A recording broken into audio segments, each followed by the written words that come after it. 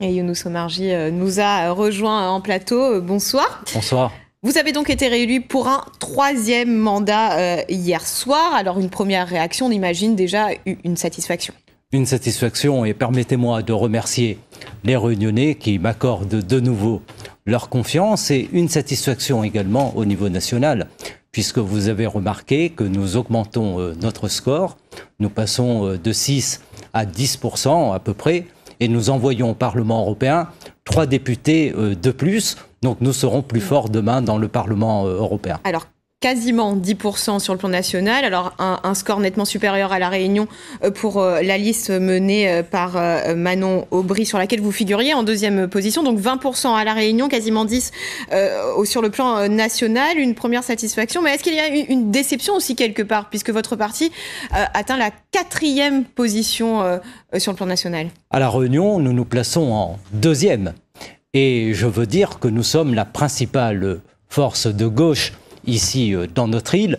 Et je veux remercier nos soutiens, le PLR, le Progrès. À Saint-Joseph, nous avons fait un score tout à fait remarquable. Le maire du Port, qui réalise également un très bon score, Claude Warreau pour l'APR. Nous avons là un arc de gauche avec lequel il faudra compter pour les futures échéances, et qui, je l'espère, sera en dynamique à présent pour réaliser l'union que tout le monde attend, évidemment, pour gagner ces élections législatives. Évidemment, on va y revenir, mais d'abord, cette victoire, est-ce qu'elle a été rapidement éclipsée par l'annonce de la dissolution de l'Assemblée nationale? Est-ce que, comme tout le monde, vous avez aussi été surpris? Ce score, c'est aussi l'échec du président de la République.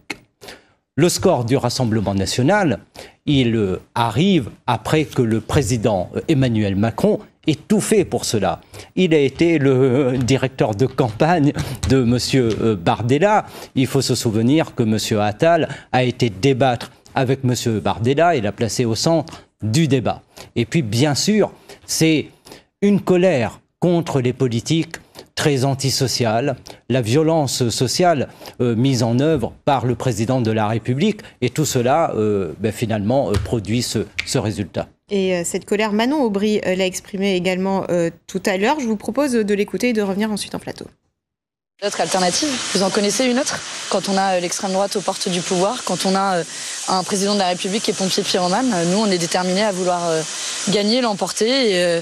Unité, Front Populaire, NUPES, vous appelez ça de la manière que vous préférez, mais si ça permet de réunir les forces vives de la nation qui sont prêtes à ne pas laisser l'extrême droite gagner, on sera là et on va le construire.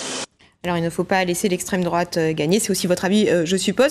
Et cette union, alors elle va se faire avec qui, cette union de la gauche? Il faut la réaliser.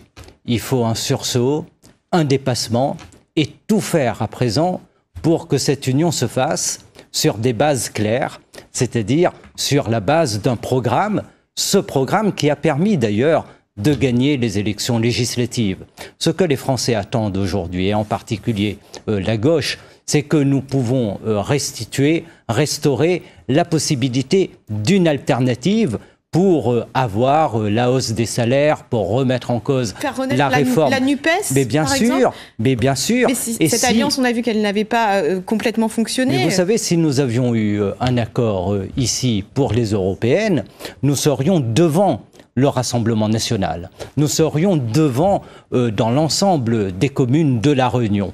Et ce que je dis, c'est que nous devons être en dynamique.